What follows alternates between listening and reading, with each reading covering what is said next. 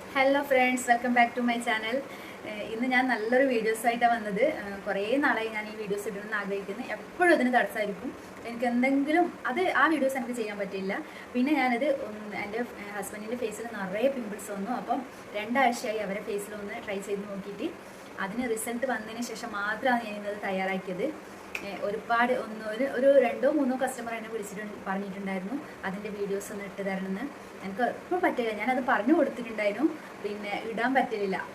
പിന്നെ ഇന്ന് ഞാനത് റെഡിയാക്കി. അത് റെഡിയാക്കുന്നതിന് ഒരു പ്രത്യേക രീതിയുണ്ട്, അതിന് ടൈമിംഗ് ഉണ്ട്. അതേപോലെ ആ ടൈമിൽ കറക്റ്റായി ആയില്ലെങ്കിൽ അത് ശരിയാവത്തില്ല. അതുകൊണ്ട് നേരെ നോക്കി അതേപോലെ ചെയ്യണം. പിന്നെ ഫസ്റ്റിൽ വേണ്ടത് ജീരകമാണ്. ജീരകം, സാധാ ജീരകം, നമ്മുടെ വീട്ടിലുള്ള കരിഞ്ജീരകം ഒന്നും എടുക്കരുത്, സാധാ ജീരകം എടുക്കുക. ഒരു 2-3 സ്പൂൺ എടുക്കുക. ഞാൻ 3 സ്പൂണാണ് എടുത്തിട്ടുള്ളത്.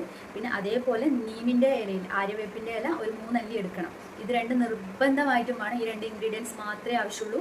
പിന്നെ വേണ്ട 2 ഗ്ലാസ് വെള്ളം. ഈ 2 ഗ്ലാസ് വെള്ളത്തിൽ ഈ നീമിൻ്റെ ഇലയും ജീരകവും ഇട്ടിട്ട് അത് 1 ഗ്ലാസ് ആവുന്നത് വരെ തിളപ്പിക്കണം. ഒരു 10 മിനിറ്റ് എന്തായാലും അതിന് വേണം. തിളപ്പിച്ച് അത് 1 ഗ്ലാസ് ആവുന്ന രീതിയിലാവണം. നീമിൻ്റെ ഇല അത് തിളച്ച് അത് നീമിൻ്റെ ഇല നന്നായി കുറുകി വരണം.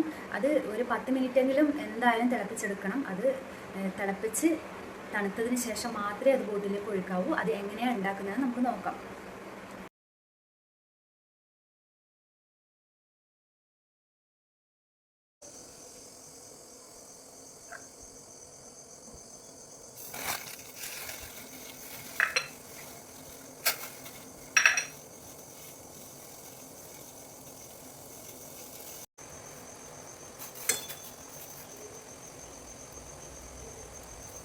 എല്ലാവരും തയ്യാറാക്കുന്ന രീതി കണ്ടെന്ന് വിശ്വസിക്കുന്നു.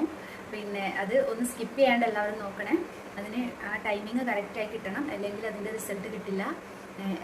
എല്ലാവരും ഒന്ന് ട്രൈ ചെയ്ത് നോക്കണം. പിമ്പിൾസ് ഉള്ളവർ പ്രത്യേകിച്ച് ട്രൈ ചെയ്യണം.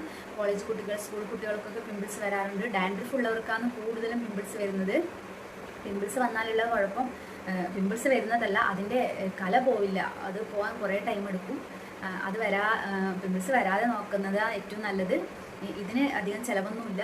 വീട്ടിൽ നമ്മളെ കിച്ചണിലുള്ള സാധനങ്ങളെ ഇതിന് വേണ്ടു.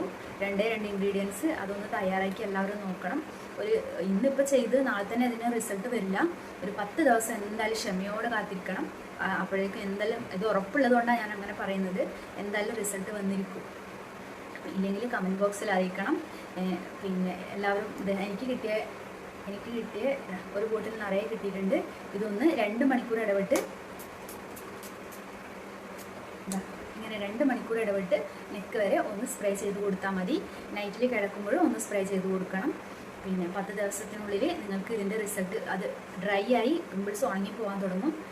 എല്ലാവരും ഒന്ന് ചെയ്ത് നോക്കണം. എല്ലാവരും ഷെയർ ചെയ്യണം, ലൈക്ക് ചെയ്യണം, സബ്സ്ക്രൈബ് ചെയ്യണം.